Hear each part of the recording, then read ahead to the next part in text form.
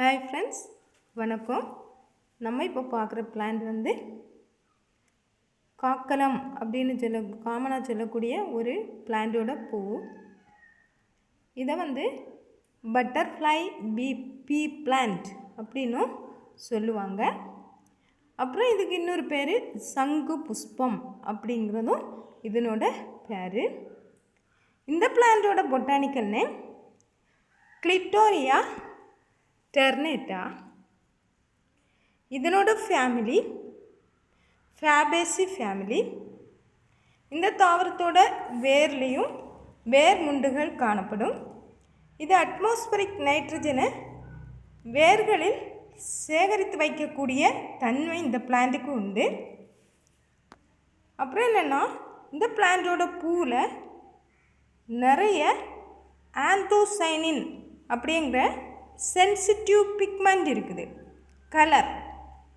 அதில் வந்து இந்த pH லெவல் இதில் அதிகமாக இருக்கிறதுனால இந்த பிளான்ட்டோட இந்த பூவை நம்ம ஜூஸ் தயாரிக்கும்போது தயாரிச்சுட்டு லெமன் சேர்க்கும்போது இது ஊதா கலராக மாறுகிறது. நம்ம எப்படின்னா, இந்த பிளான்ட்டோட ஒரு 5 பூவை எடுத்துட்டு இதை நம்ம ஜூஸ் ப்ரிப்பேர் பண்ணியிருக்கிறோம். இப்போ வந்து சுத்தமான தண்ணியில் ஒரு 5 பூவை நம்ம இதோ ஜூஸாக ப்ரிப்பேர் பண்ணி வச்சுருக்கிறோம்.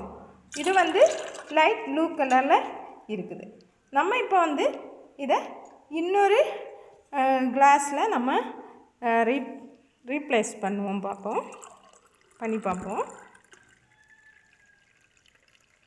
பாருங்கள், இது ஒரு 5 ஃப்ளவர் தான் எடுத்துருக்குறோம்.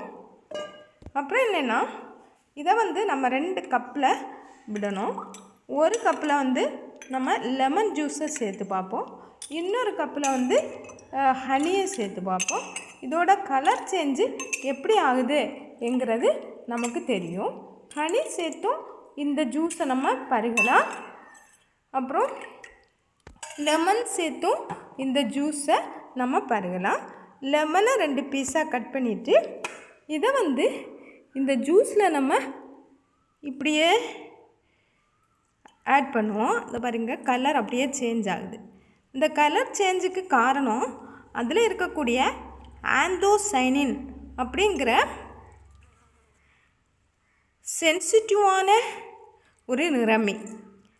இதில் வந்து நல்ல pH லெவல் அதிகமாக இருக்குது. அதனால தான் இந்த ஜூஸ் வந்து நம்ம லெமனை பிழிஞ்சு விட்டதும் இந்த கலர் ஆகுது. அப்புறம் என்னென்னா, இந்த ஜூஸில் நிறைய சத்து பொருட்கள் இருக்குது. இதில் விட்டமின்ஸ் அதிகமாக இருக்குது. அப்புறம் இதில் இருக்கக்கூடிய சத்து பொருள் சுகரை என்னச்சுதுன்னா நடுநிலை ஆக்க, அப்படின்னா சுகரை கம்மி பண்ணுறதுக்கு உபயோகப்படுகிறது. அப்புறம் பாருங்கள், இன்னொரு கப்பில் விட்டு வச்சுருக்கிறோம். இதுவும் ஜூஸ் தான். இதில் வந்து நம்ம ஹனியை சேர்க்குறோம். ஹனியை சேர்த்ததும் அதுவும் என்ன ஆகுதுன்னா இன்னொரு கலராக மாறிடுது. டார்க் ப்ளூ கலராக மாறிடுச்சு. பாருங்கள், இது வந்து அப்படியே டார்க் கலர் ஆகிடுச்சு. இது நம்ம நேச்சுரலாக தயாரித்து வச்ச ஜூஸு. இது வந்து லெமன் சேர்த்த ஜூஸு. இது பிங்க் கலர் ஆகிடுச்சு. இது வந்து அப்படியே டார்க்காக ப்ளூ கலர் அப்படி ஆயிடுச்சு. இப்படி இதனோட கலர் வந்து மாயாஜாலம் அப்படின்னு சொல்லுவாங்க.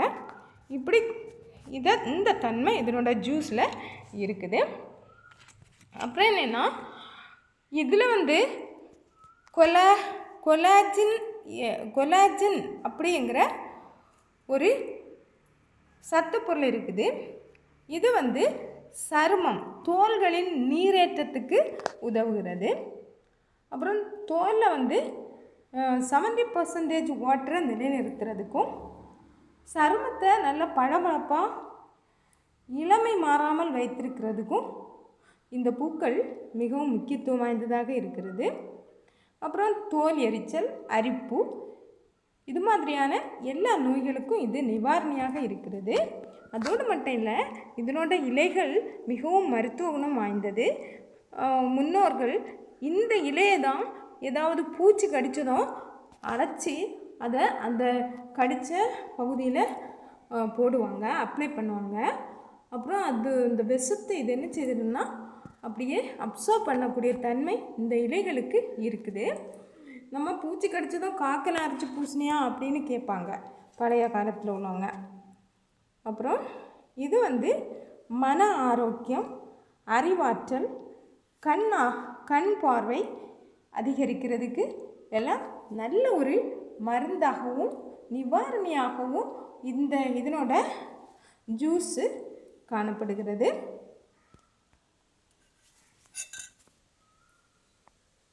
தேங்க்ஸ்.